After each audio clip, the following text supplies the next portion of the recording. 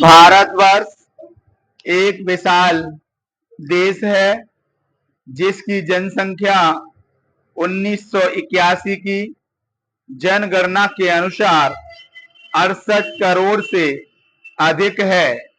इस विशाल देश के लोग भी विशाल हैं।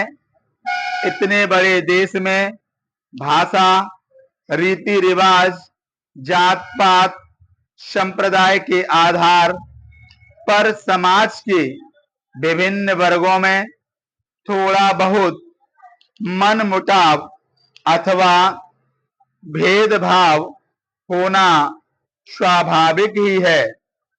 शायद ही विश्व में कोई इतना बड़ा देश होगा जहां के लोगों के रहन सहन, आचार विचार, वेशभूषा, खान पान, धन दौलत, भाई बंदी की भिन्नता होते हुए भी इतनी एकात्मकता दिखाई दे।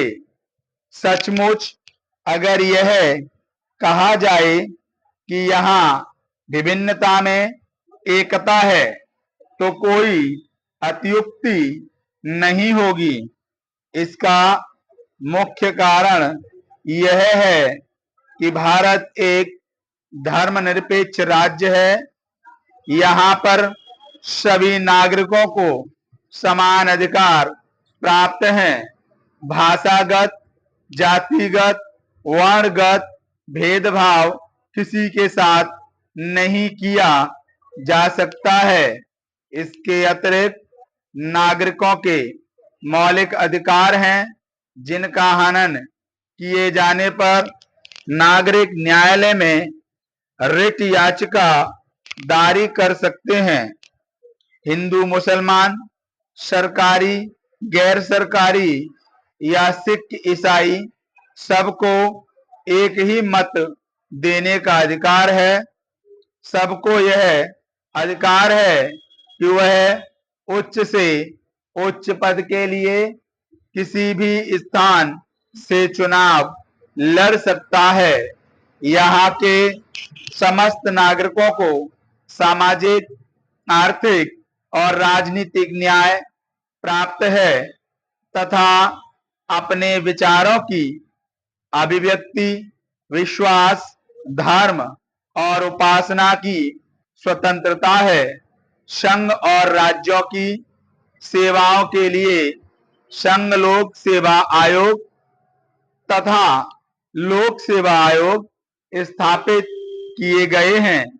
देश की सुरक्षा के लिए आपात प्रबंध किए गए हैं। आपातकालीन स्थिति में राष्ट्रपति द्वारा विशेषाधिकारों का प्रयोग किया जाता है। राजभाषा एवं प्रादेशिक भाषाओं को उपयुक्त स्तर पर मान्यता दी गई है। न्याय व्यवस्था के लिए उच्चतम न्यायालय तथा उच्च न्यायालयों के अतिरिक्त जिला न्यायालय भी स्थापित किए गए हैं। कानून के सामने सभी नागरिक बराबर हैं।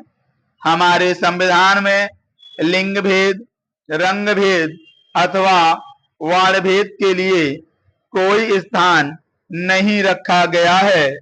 सरकारी या गैर सरकारी, धनी या निर्धन सब कानून के सामने बराबर है। फिर भी समाज में असमानताएं आश्चर्यजनक गति से बढ़ती जा रही हैं, जिनको दूर करने के लिए भारत सरकार कृत संकल्प है और अनेक सुधार कर रही है।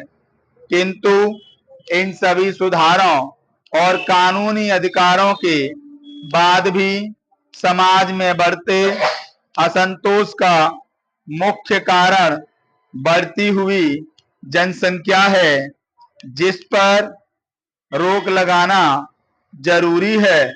इसके लिए भारत सरकार प्रयत्नशील है।